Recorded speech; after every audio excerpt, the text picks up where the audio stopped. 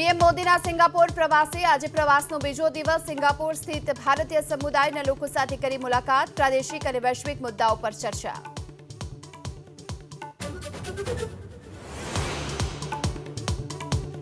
કોલકાતામાં મહિલા ડોક્ટરની હત્યા બળાત્કારના વિરોધમાં ભાજપ અને ડાબેરી મોરચા દ્વારા વિરોધ પ્રદર્શન ચાલુ રહેશે કોલકાતામાં કેન્ડલ માર્ચ કઢાઈ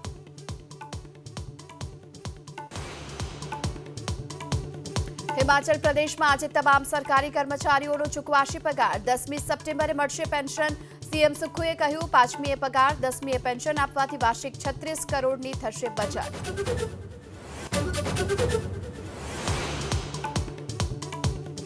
અમરેલી જિલ્લાનો વધુ એક ડેમ ઓવરફ્લો રાજુલાનો ધાતરવાડી ડેમ 2 ઓવરફ્લો થયો ડેમનો એક દરવાજો ખોલાતા 9 ગામોને કરાયા એલર્ટ